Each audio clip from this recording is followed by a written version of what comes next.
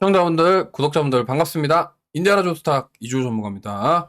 자, 오늘 5월 30일, 5월의 마지막 거래일입니다. 이제 6월 그리고 앞으로의 수익을 위해서 이제는 좀 포트를 교체해야 될 시기가 아닐까 생각합니다. 왜냐면 이제 6월 3일 대선이 끝나죠. 대선이 끝나고 결과가 나오면은 그 뒤로 이제 시장의 분위기가 많이 바뀌지 않을까 이렇게 생각합니다. 그렇기 때문에 우리는 이에 대응하기 위해서 미리 관련 종목군들, 앞으로 상승 나올 섹터군들을 좀 미리 예습해본다 이런 느낌으로 오늘 이야기해 보도록 하겠습니다.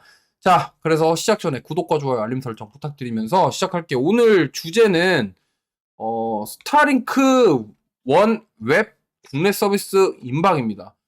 스타링크는 일론 머스크 때문에 많이들 아실 거고요. 그 다음에 원웹은 영국 쪽에 있는 그런 저궤도 위성통신 사업을 하고 있는 기업입니다. 그래서 뭐 사실 두 곳이 경쟁사인데 중요한 거는 정부에서 이 국내 공급을 하는 협정에 대해서 승인을 했다라는 점은 국내 서비스에 대한 이야기가 계속 나왔었는데 이번에 거의 뭐 이거는 확정될 가능성이 높다라고 생각할 수밖에 없기 때문에 오늘 5G 관련주들이 그래서 움직였다 이렇게 보시면 되겠고요. 뉴스 기사를 좀 보여드리면 오늘 오전에 나온 뉴스입니다. 스타링크 등 저궤도 위성 서비스 국내 공급 협정 승인. 자, 여기 보시면은 해외 저궤도 위성통신 기업인 스페이스 X와 원웹이 신청한 공급 협정을 승인했다. 그러면서 이 스타링크와 관련된 서비스를 이용할 수 있겠다. 뭐 이렇게 얘기를 했고요. 지금 보면은 여기 원웹 같은 경우는 한화 시스템이랑 KT셋이라는 곳과 협정을 체결했다. 그 다음에 지금 스페이스X는 스타링크 코리아를 이제 국내 기관 통신 사업자 등록을 마쳤고 승인 신청했다. 사실은 뭐 이거에 대해서 관련주가 뭐냐 뭐 이렇게 생각들을 많이 하실 건데 관련주는 사실 뭐 얘기가 많습니다. 많이 있고요. 그래서 지금 그동안 5G부터 시작해서 우주항공 관련주들 굉장히 좀 부진한 흐름을 이어갔기 때문에 저는 뭐 이번 기회에 좀 좋은 흐름 나오지 않을까 생각하고 있고요. 그 다음 두 번째 뉴스는요. 지금 보시면은 우리가 지금 대선과 관련해서 이게 그동안 잊고 있었던 섹터가 이겁니다. 통신 장비. 그래서 6G 2030년 상용화, AI 통신 주도권 확보 나선다라는 공약을 민주당이랑 국민의힘 다 공통으로 내세웠단 말이에요. 근데 이게 굉장히 중요한 게 어쨌든 지금 앞으로 뭐 우주항공이라던가 AI, 뭐 4차 산업, 이러한 뭐 드론, 여러 가지 것들이 우리 로봇도 시작해서 국내에서 좀 활발하게 발전하기 위해서는 결국에는 통신이 잘 돼야 됩니다. 그러니까 지금 무선 통신 뭐 잘 되죠. 잘 되는데 이 AI 같은 경우가 처리 속도가 빨라야 되기 때문에 그만큼 처리 속도가 빨라져야 되기 때문에 지금 5G보다도 더 빠른 뭐 6G 이런 식으로 얘기가 나오는 건데 이게 대선 후보들의 둘 다 공통된 사항이라서 저는 솔직히 말씀드리면 지금 첫 번째 이슈는 이제 아까 제목에 말씀드렸던 스타링크랑 이제 원웹의 저궤도 위성통신 국내 서비스에 대한 이야기가 있었고 두 번째는 이제 민주당, 국민의힘 공통적으로 6G에 대한 이야기가 나왔다라는 점. 이 두 가지만 보더라도 사실 이제 약간 정책적으로 어떤 후보가 대통령이 됐던 정책적으로 연결될 수 있는 여건을 만들어 놓은 게 약간 이런 5G 쪽 아닌가 싶습니다. 오늘 보시면은 KMW 상한가, 에이스테크 상한가, 그 다음에 이노와 와이어리스랑 이제 오이솔루션까지. 자, 지금 보시면은 과거에 대장주 역할을 했던 게 바로 KMW였고, 그 다음에 오이솔루션도 급등 나왔고, 그 밑단에 있는 종목군들 다 지금 좋은 흐름이 나오고 있습니다. 근데 보시면은 우리가 요 두 개 말고 하나 더 있습니다. 지금 보면은 트럼프 정부의 주파수 경매 이것도 있고요. 그리고 이제 오픈랜 방식 확대에 대한 부분도 있습니다. 지금 이렇게 모멘텀은 크게 세 가지인데 저 주파수 경매는 사실 트럼프 1기 정부 때도 5G 섹터에서 거의 10배가 나왔거든요. 그러니까 그런 것과 공통되는데 이 오픈랜 방식을 확대에 대해서만 제가 추가로 좀 설명을 드리고 종목 얘기하고 마무리할게요. 자, 오픈랜 방식은 뭐냐면요. 그냥 간단하게 설명드릴게요. 자, 오픈랜 방식 기존 방식은요, 예를 들어서 우리가 지금 이러한 통신 장비 관련된 사업을 하는 기업이 예를 들어서 노키아, 에릭슨, 중국의 화웨이, 삼성전자 등등 있습니다. 예. 근데 이게 기존 방식은 뭐냐면 유선을 노키아 거를 쓰면요, 무선도 무조건 노키아 거를 써야 되는 문제가 있었어요. 그러니까 기존 방식의 문제입니다. 이게 한계점. 근데 자, 이거 뭐 처음엔 괜찮았어요. 근데 지금 보니까 화웨이가 통신 장비 글로벌 1위예요. 그래서 그럼 보세요.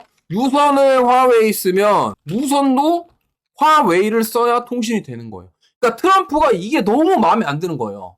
그리고 트럼프뿐만이 아니라 지금 유럽도 마찬가지죠. 왜냐면 노키아라던가 에릭슨 같은 기업들이 지금 많이 치고 올라왔는데 기존에 사실 화웨이가 더 빨리 치고 올라왔죠. 원래 5G 관련해서는 삼성전자가 좀 약간 1위급이었는데 다 따라잡히긴 했습니다만 어쨌든 중국이 너무 치고 올라오니까 가격부터 시작해서 여러 가지로 그래서 유선을 좀 나 가격을 싼 걸로 할래 해갖고 화웨이를 깔았는데 좀 지나고 나서 무선 통신 게 하려고 하니까 와, 화웨이 거 안 쓰면 안 된다 이렇게 돼버리는 거예요. 그래서 나온 게 오픈랜 방식입니다. 그래서 뭐냐면 자, 오픈랜 방식을 사용하면 유선을 만약에 화웨이를 썼어요.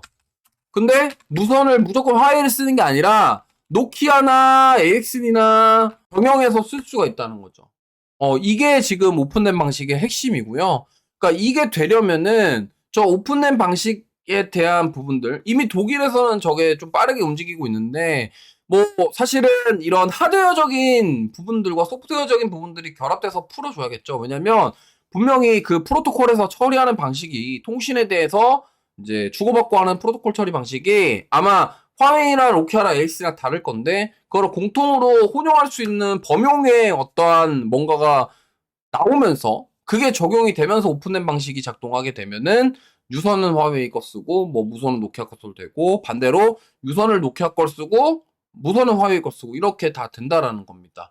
근데 사실 이게 저는 맞다고 생각해요. 왜냐면 아니 너무 한쪽으로만 몰려서 이게 말이 안 되잖아요. 사실 유선을 집에 인터넷을 유선을 KT를 썼는데 무선은 뭐 사실 뭐 SK 쓰고 싶다. 지금은 혼용해서 쓸 수 있어요. 근데 원래는 안 된다고 했었죠. 근데 보통은 지금 뭐 우리나라 가정집에서 보면은 KT 거 쓰면 다 KT 거 쓰곤 합니다. 근데 이렇게 하게 되면은 사실은 소비자 입장에서는 너무 제한적이잖아요. 그러다 보니까 그래서 미국에서 지금 이 오픈된 방식을 확대한다라는 것들. 그래서 이것도 결국에는 중국 압박입니다. 그래서 제가 봤을 때는 우리나라 대선 후보들 그리고 지금 정부에서 이러한 저궤도 위성통신 서비스를 국내에 허용해줬다라는 점들 이런 것들을 두루두루 지금 돌아가는 상황들을 봤을 때 5G 관련 종목군들이 당분간 시세가 나올 가능성이 매우 높다라는 점 참고하시면서 대응해 보시면 좋을 것 같습니다. 자, 그래서 이게 사실 좀 내용이 그렇게 쉽지는 않은 내용이거든요. 그래서 좀 어려운 내용인데 그럼에도 불구하고 최대한 쉽게 말씀드리려고 노력했고요. 자, 그러면은 요거와 관련된 종목을 말씀드릴게요. 자, 오늘 종목은 RFHRC라는 종목입니다. 뭐 오늘 좀 어제 오늘 지금 시세가 계속 나오고 있는데 자, 일단 RFHRC 를 왜 제가 오늘 이 종목을 뽑아왔냐면 물론 오이솔루션이라던가 KMW가 더 대장이긴 하지만 일단은 아까 말씀드린 그 스페이스 X 뭐 이거에 대한 모멘텀이 있고요. 그 다음에 아까도 말씀드렸지만 역시나 오픈된 방식에 대한 부분들, 주파수 경매에 대한 부분들 그렇기 때문에 이거를 좀 보자라는 겁니다. 그래서 이거를 두고 보면은 RFHIC는 지금 삼성전자, 노키아, 에릭슨 등 고객사를 가지고 있어요. 왜냐면 지금 이 RFHIC는 사실 딱 한 가지 아이템으로 사업을 하고 있습니다. 바로 증폭기거든요. 무선통신 증폭기 사업을 하고 있는데 이 증폭기 역할이 굉장히 중요해요.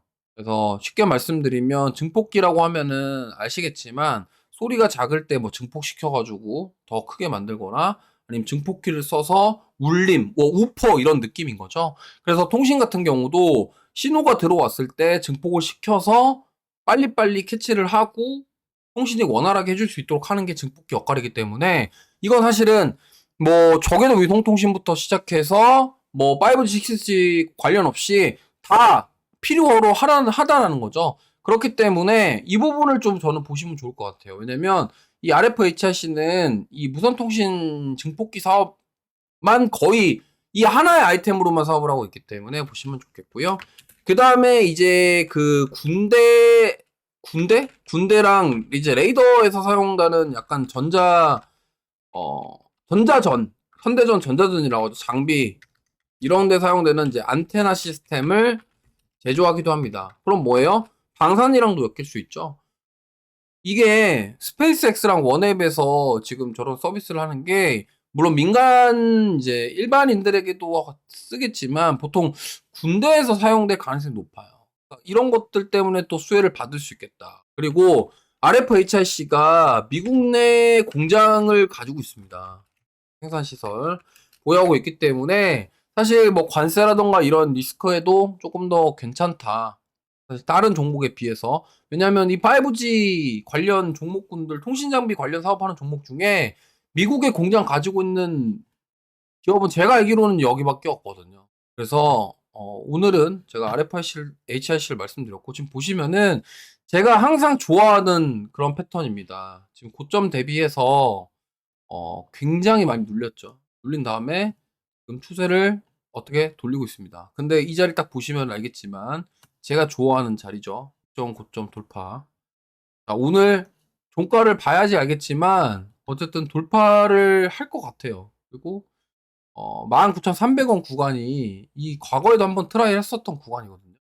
그래서 지금 세 번째 트라이를 하고 있기 때문에 조금 더 줄여보시면 이때 여기가 지지받았던 자리입니다. 오늘 종가가 만약에 19,300원 위로 올라오면은 좀 조만간 좀 급등을 또 하지 않을까 이렇게 생각을 하고 있어서 한번 보시면 좋을 것 같습니다.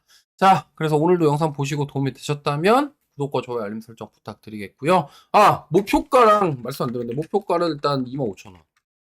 손절가는 이걸 손절을 하기보다는 1차 매수 19,300원 구간 하시고 2차 매수를 제가 봤을 때 17,000원 구간에 좀 해주시면 될 것 같아요. 손절보다는 3차까지도 15,000원까지도 생각을 열어두고서 한번 보시면 좋을 것 같습니다. 자, 영상 보시고 도움이 되셨다면 구독과 좋아요, 알림 설정 부탁드리겠고요. 지금까지 이주 전문가였습니다. 감사합니다.